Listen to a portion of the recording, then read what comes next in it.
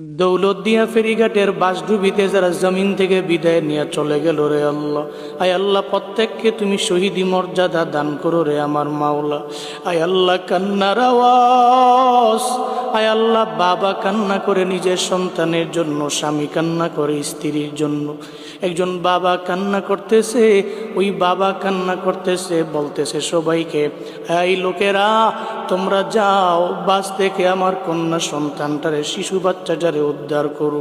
স্বামী কান্না করে, আমার স্ত্রীকে নিয়ে আমি ঢাকার দিকে রওনা হলাম, আমার স্ত্রীর কি উপায় হবে?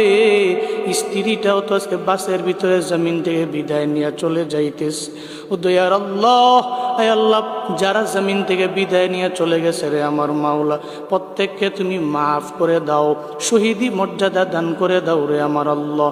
আয় আল্লাহ প্রত্যেকটা পরিবারকে তোমার হাতে দিয়ে দিলাম, জিম্মাদার হয়ে যাও রে আল্লাহ। পরিবারের সুখের ছায়া নেমে এসেছে, সুখ সন্তপ্ত পরিবারকে তোমার হাতে দিয়ে দিলাম, ধৈর্য ধারণ করার তৌফিক দান করো আল্লাহ। সমস্ত অ্যাক্সিডেন্টের হাত থেকে তুমি আমাদের দেশের মানুষগুলোকে হেফাজত করো মাওলা।